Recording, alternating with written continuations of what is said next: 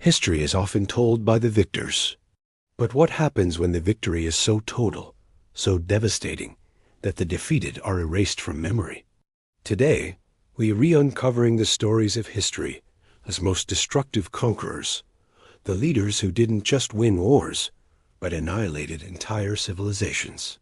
Our journey begins in ancient Mesopotamia, the cradle of civilization itself. In 2334 BC, Sargon of Akkad rose from obscurity. He wasn't content with just ruling his own city.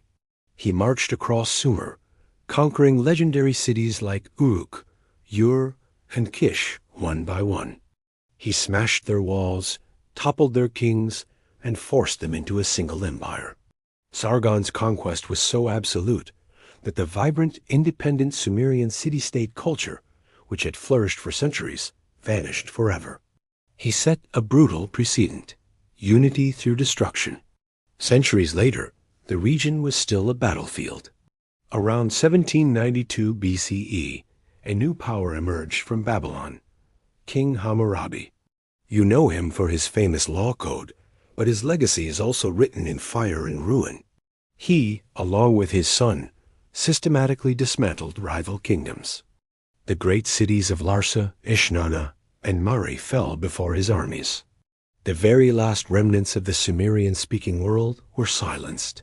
Southern Mesopotamia, once the heart of innovation and power, was so thoroughly broken it would never again rise as a dominant, independent political force.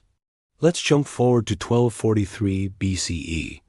The Assyrian king Tukulti-Ninurta the first set his sights on the mighty Kassite Babylon. He didn't just defeat them. He sacked the city of Babylon itself, plundering its temples and dragging its king away in chains.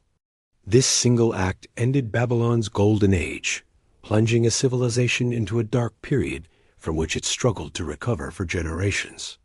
The message was clear: no one was safe from Assyria's wrath.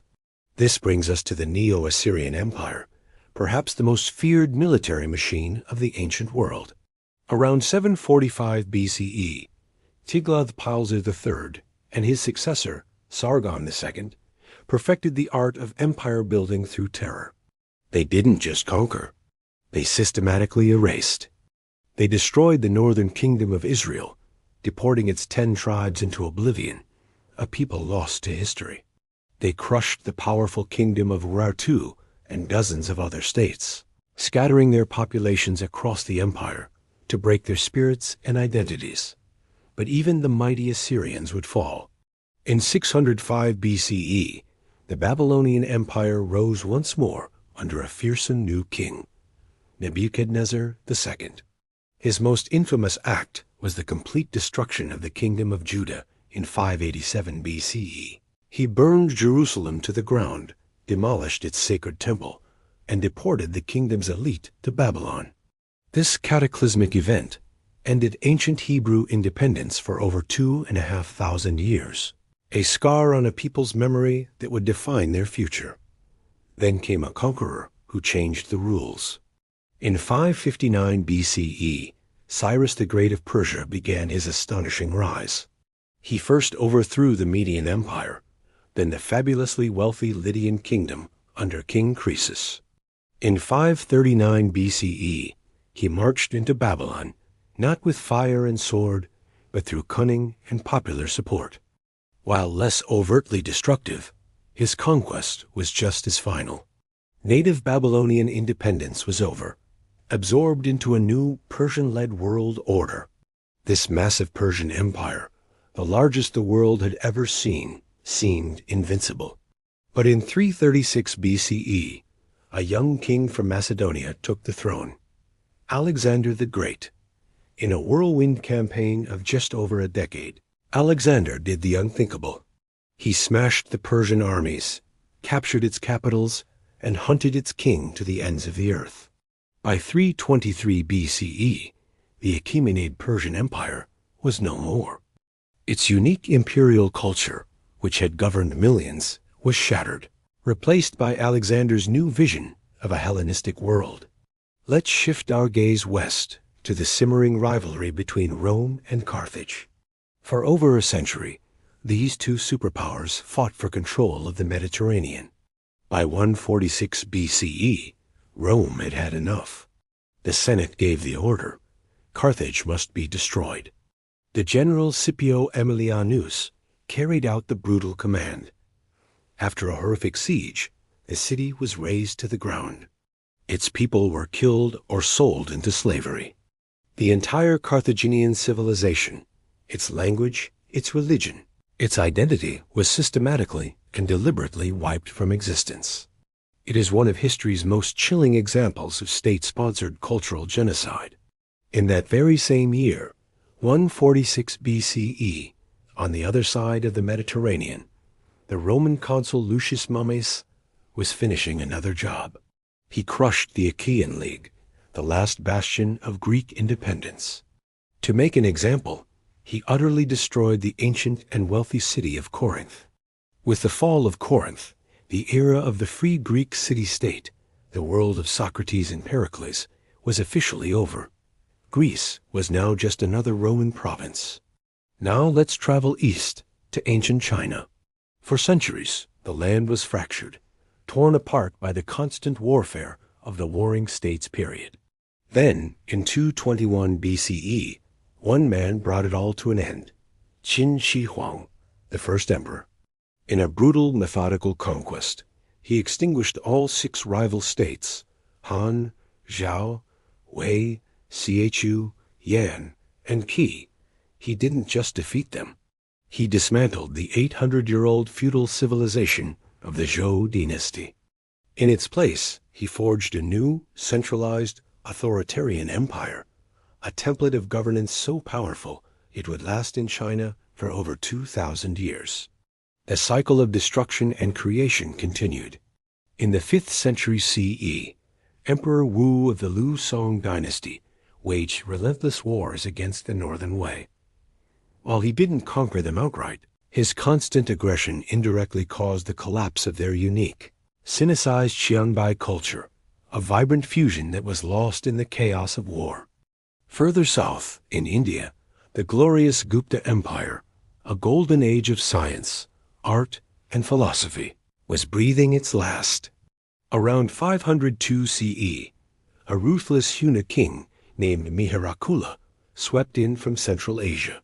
He was a force of pure destruction. His hordes rampaged across northern India, burning cities, shattering temples, and slaughtering monks. He laid waste to the last remnants of Gupta urban civilization and even temporarily shut down Nalanda, the world's greatest university. He was a wrecking ball that brought a golden age to a violent end. Let's return to the Roman world. In 98 CE, Emperor Trajan decided to solve the Dacian problem once and for all. The Dacians were a powerful kingdom in modern-day Romania that had long troubled Rome's borders. Between 101 and 106 CE, Trajan's legions marched in, and they showed no mercy. The Dacian kingdom was not just conquered, it was effectively erased. Its people were killed or displaced, its culture extinguished, and the land was resettled with Roman colonists. The nation of Romania today speaks a Latin-based language because of this ancient total conquest. The empires themselves were not immune to this cycle. In the 3rd century CE, the Sassanid Persian king Shapur I waged devastating wars against Rome. He sacked ancient cities like Hatra, completely wiping out their local cultures, and repeatedly ravaged Rome's eastern provinces. Then, in the 7th century, the Byzantine Emperor Heraclius engaged in a 25-year-long war of annihilation with the Sassanids.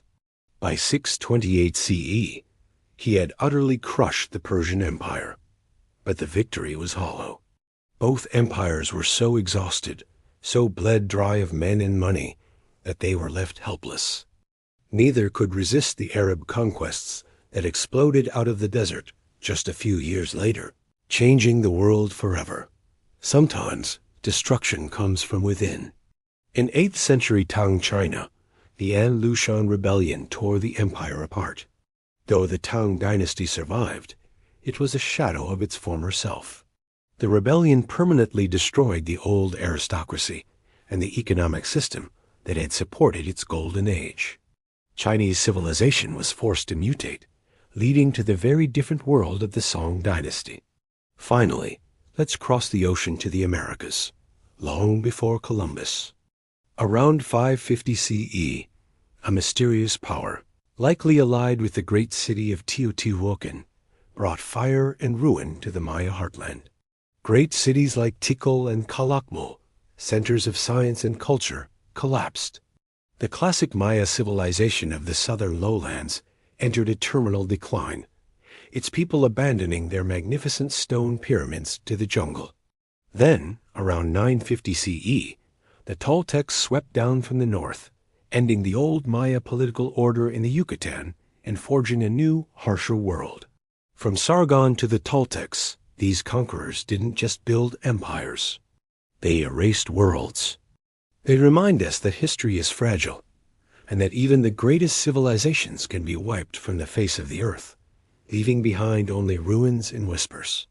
Which of these fallen civilizations do you think was the greatest loss to history?